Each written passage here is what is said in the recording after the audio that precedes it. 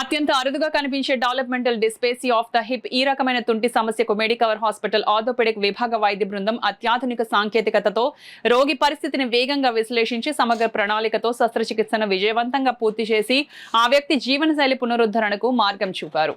అల్లూరి సీతారామరాజు జిల్లా రాజవొమ్మంగి మండలం కిండ్రా గ్రామానికి చెందిన 45 సంవత్సరాల వయసు గల ఏ సత్యనారాయణ వ్యక్తి ప్రమాదవశాత్తు పడిపోవడంతో తుంటి ఎముకకి గాయం కాగా నడవలేని పరిస్థితిలో మెడికవర్ హాస్పిటల్స్ కాకినాడకు రావడం జరిగింది.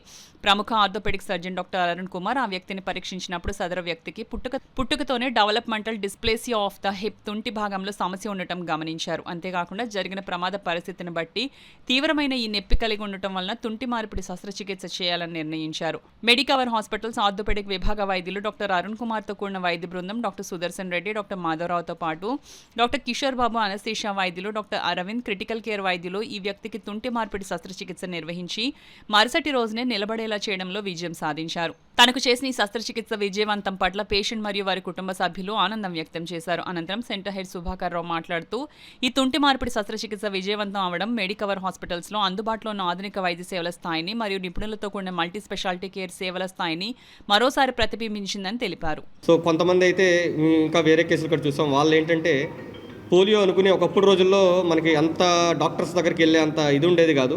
దగ్గరున్న ఆర్ఎంపీ కానీ ఎవరన్నా మనకు తెలిసిన డాక్టర్ కానీ ఎవరన్నా ఏదైనా ఒకటి చెప్తే మనం దాన్ని పట్టేసుకునే వాళ్ళం. మాకు చిన్నప్పటి నుంచి పోలియో ఉంది అని చెప్పి మా దగ్గర ప్రజెంట్ అయిన వాళ్ళు కూడా ఉన్నారు. ఇదే problem, developmental dysplasia of hip అంటే పుట్టుకతోనే బాల్ బయటకు ఉండటం, అంటే కప్పులో ఉండకుండా బయటకు ఉండటం. సో వాళ్ళు పోలియో అని చెప్పి మా దగ్గరకు వచ్చిన వాళ్ళు కూడా ఉన్నారు. పోలియో అనుకుని జీవితకాలం ఉండేవాళ్ళు ఇంకా నడవనే స్టేజ్లో మా దగ్గరకు వచ్చినప్పుడు ఆర్థెటిక్ స్టేజ్లో మా దగ్గరకు వచ్చేవాళ్ళు. సో యాక్చువల్గా ఇలాంటి ప్రాబ్లమ్స్ ఏంటంటే పుట్టుకతో మనం తెలిస్తే మనం దాన్ని కరెక్ట్ చేస్తే అసలు అప్పుడే కరెక్ట్ అయిపోతాయి. ఇలా లాంగ్ టర్మ్లో ఇబ్బంది రాకుండా ఉంటుంది. సో ఇలాంటి కేసులో ఏంటంటే స్టేజ్ 1 and 2 నెగ్లెక్ట్ చేయటం, చిన్న కుంటే కదా, ఏదో పోలియో అనుకునో, ఏదో నరాల బలహీనత అనుకునో, ఏదో వీక్నెస్ అనుకునో ఇట్లా వెళ్ళిపోతూ ఉంటారు. సో పూర్తిగా జాయింట్ అరిగిపోయిన తర్వాత మన దగ్గరకు వస్తారు. సో ఈ స్టేజ్లో హిప్ రీప్లేస్మెంట్ అనేది ఇప్పుడు చాలా మంచి ఆప్షన్ అండి.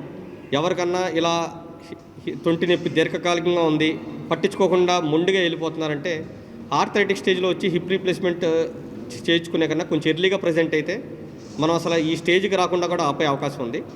ఒకవేళ ఈ స్టేజ్కి వచ్చినా కానీ మన ఇదేదో కాంప్లికేట్ సర్జరీ అని అందరూ తెలిసిన విషయం అండి. కాకపోతే అంత కాంప్లికేట్ సర్జరీ మన కాకినాడలో మనమే ప్రొవైడ్ చేస్తున్నాం. We have a team here. మా టీంతో మేము సక్సెస్ఫుల్గా ఆల్రెడీ ఇలాంటి కేసులు చాలా చేస్తున్నాం.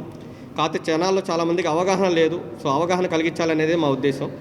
సో దానికి కావాల్సిన సపోర్టింగ్ అనస్థీషియా టీం కానీ, కార్డియాక్ టీం కానీ, నెఫ్రో టీం కానీ అన్ని టీమ్స్ ఉన్నాయి మనకి, సింగిల్ డాక్టర్ కాకుండా.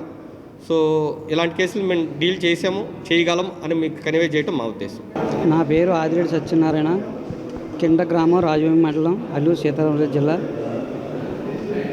చాలా రోజుల నుంచి నొప్పిగా చాలా ఇబ్బంది పడేవాడిని. అయితే మన మెడికల్ హాస్పిటల్లో మన డాక్టర్ గారి కోసం తెలుసుకొని ఇప్పుడు రావడం జరిగింది. వచ్చిన వెంటనే ఎక్స్రే, ఎంఆర్ఐ తీయించారు. ప్రాబ్లం ఇది ఉందని చెప్పారు, చిన్నప్పటి నుంచే ఉందని చెప్పారు. నాకు తెలియక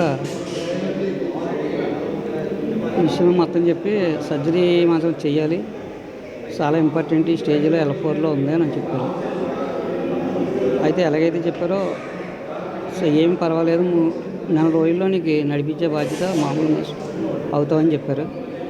సేమ్ ఇలాగా సర్జరీ చేసిన తర్వాత రోజే నొప్పి అనేది ఇలా పోయినట్టు అనిపించింది. కొంచెం నరాలు ఒకటే కొంచెం నొప్పి ఉంది. సార్ ఎలాగైతే చెప్పారో అలాగైతే మాత్రం చాలా బాగుంది. అంటే చాలామంది నెగ్లెక్ట్ చేస్తూ ఉంటారు. ఏముందిలే, చిన్న సమస్య కదా, లేకపోతే చిన్న నడకలో తేడానే కదా అని చెప్పేసి అనుకుంటూ ఉంటారు. బట్ వయసు పెరిగే కొద్దీ దానికి రిలేటెడ్ అయినటువంటి కాంప్లికేషన్తో వాళ్ళ డైలీ లైఫ్ కూడా ఇబ్బంది అవుతూ ఉంటుంది.